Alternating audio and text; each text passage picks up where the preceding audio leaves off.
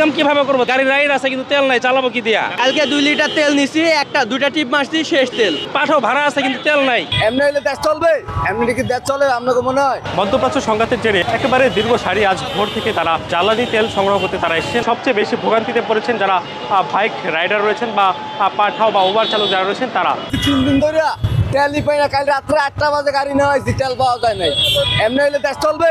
এমনি কি দেশ চলে আপনাকে মনে হয়? আমার গাড়ি 2 দিন থাকছে, কালকে পাম্পের তা নিচে তেল নিয়ে তেল পাইনি ভাই, কি করবো? অথচ তেল আছে পাম্পে, আমরা গোপন সূত্রে জানতে পারছি, কিন্তু আমরা এভাবে পাচ্ছি না, এরকম হেনস্থার শিকার হচ্ছে।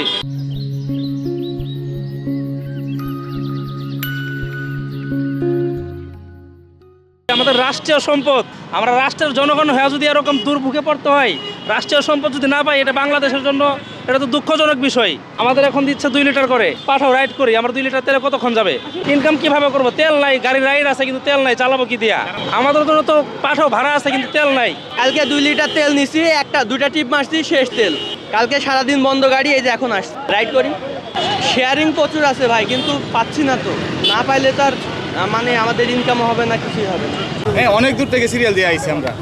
আসার পরে আমরা 230 টাকার তেল দেয়, শুধু এর বেশি দিচ্ছে না। আর তেলের আসলে তো আমরা শুনছি যে সংকট নাই, এমনকি মন্ত্রী গতকালকে খবরও বলছে যে আমরা 2টা জাহাজ আরও ঢুকতেছে 9 তারিখের ভিতরে। কি করবো আর, হয়তো বাইক বাইর করতে মনে হয় আর কি। এই 2 লিটার আজকে দিন হয়তো মানে কোনো রকম কাভার করা যাবে আর কি। না, 2 লিটারে চলা যাবে না তো।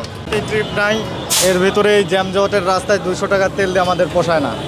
অধিকাংশ পাম্প বন্ধ, কিন্তু যে 2 জায়গায় একটা খোলা আছে, তেল নিতে আমাদের সময় চলে যায়। এতে সারাদিনে 400-500 টাকার বেশি ইনকাম করার খুব কঠিন হয়ে যায় বর্তমান পরিস্থিতিতেই।